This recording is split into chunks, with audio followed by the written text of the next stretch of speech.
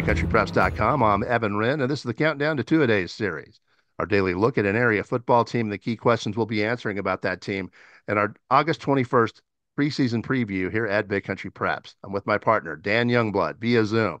And tonight, Dan, we've got one of the top programs in the big country, the traditional power, the Stephenville Yellow Jackets. Yeah, and Stephenville's coming off another great season, 11-3 last year. It will be something of a reload season for them as they did lose 32 Letterman, which is obviously a big number, but they returned 20, including 7 offensive and 6 defensive starters, and they're going to have help from successful sub-varsity squads as well. So, I mean, it looks like another Stephenville team. You know they're going to be successful under Coach Sterling Doty. They pretty much have been as long as he's been there. So it should be fun. They got some questions to answer. They've got some holes to fill. But this is a program that's accustomed to doing that, and I would expect them to do it again in 2024. All right, before we get started on tonight's episode, we want to invite you YouTubers to please hit the subscribe button. After that, please hit the little bell so you'll get notifications each and every time that Big Country Preps comes up with a new video. Also, we'd like to thank a couple of our sponsors, beginning with For the Love of the Game Broadcasting and our old friend Terry Slavens, owner of KLAX 93.5 FM out of Brackenridge, 97.7 FM KATX out of Eastland, Classic Country AM 1330 out of Graham, 94.7 FM KWKQ out of Graham, KROO 1430 AM out of Breck, and KWBY 98.5 FM out of Ranger. That is For the Love of the Game Broadcasting.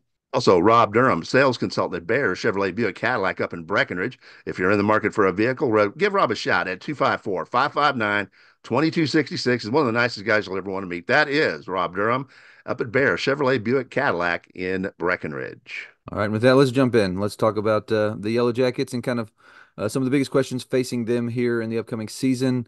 And I'll start talking about the sub-varsity kids. With 20 Letterman back, that's not a bad number by any stretch, but with a roster that's expected to be over 50 players, that means you're going to have quite a few new players joining the varsity team. And my question is, what's that going to look like? What kind of contributions are they going to get from these first-year varsity players?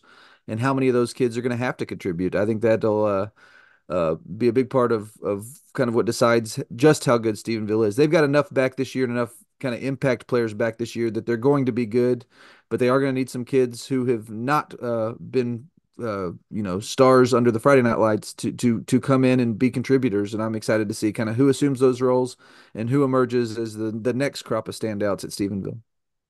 The defense is young and they've got some holes to fill, but offensively, they've got Ryan Gafford back. They've got Tristan Gentry back. They've got a move in, Sawyer Wilkerson from Comanche, who is a heck of a good running back. They've got a big offensive line. These guys are going to score a lot of points. They're going to score a lot of points. So my question is, while the defense matures, will the offense act as compensation to just outscore everybody? That might be difficult given their schedule, but we shall see. And we've seen them do that against difficult schedules in the past, We where when have, they've needed to yes. outscore really good opponents, they've done so. But my question is kind of on the flip side of what you just asked is by the end of the season, can they be playing good enough defense to where, in the playoffs, when you have to make stops, they can make those stops? Because I think this team is going to score a lot of points. This team's going to win a lot of games. But if they want to make a really deep run, another really deep run, they've made a lot of them. I think the defense will have to reach a level. To where they can make those stops when they need to against good football teams. And they're going to get their opportunities. They're going to play a great non-district schedule. And in district, they're going to face, again, a really good rival Brownwood squad. So we're going to get to see them play a lot of good teams and get to see this young defense grow over the course of the season. Sooner or later, as you advance in the playoffs, you're going to run into somebody who's going to get defensive stops against you. And you're going to have to be able to get down in the trenches and stop them as well. And that's just the way it is in postseason play generally. So if you, at Yeah. least if you want to make a march all the way to Arlington, you'd better find that way. You better find some defense. Yeah, and I think that's going to be a key for them for sure. Right. And with that, we're going to take a look at Stephenville's schedule for 2024. We'll start with the non-district portion, and as always, Dan, it's a murderer's row. That's the life of the Yellow Jackets. Cupcakes do not want to play them, so they end up with a very difficult schedule every year, and I think that's the way they like it.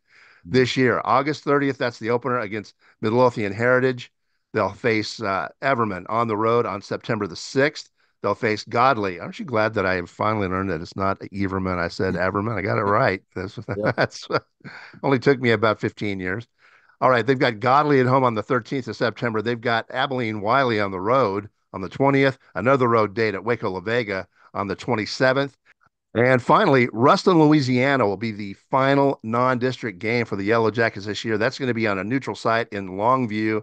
And then following an open date on October 11th, they open district at home against Marble Falls on the 18th, followed by a road trip to Lampasas on October 25th. They then come home to face Brownwood in a rivalry game on November 1st before closing out their regular season at Burnett on November 8th. So that's a fun schedule. That's going to be a really fun one to follow. All right, game of the year, I Mr. think, Youngblood. I think it's a no-brainer. We've already discussed this. Game of the year, the most important game on Stephenville's schedule. That's Brownwood. That's going to be at home on November the 1st. yeah, that's going to be a massive, massive football game. I love that those teams have kind of kept that rivalry going through non-district on the last few years when realignment has separated them. But I am really glad those two are back in the district together. I think that makes that matchup even more important, makes that matchup even heightened even more. That's obviously a massive, massive rivalry. That's going to be a huge game and likely decide the district championship on November 1st. All right, and with that, it's time to wrap up this edition of the Countdown to Two-A-Days series, the Stephenville Yellow Jackets. Quickly reminding you, August 21st, that's the big day here at Big Country Preps. That's the day we release our annual football preview. Don't miss it. More information about Big Country football in the surrounding area than any other media source.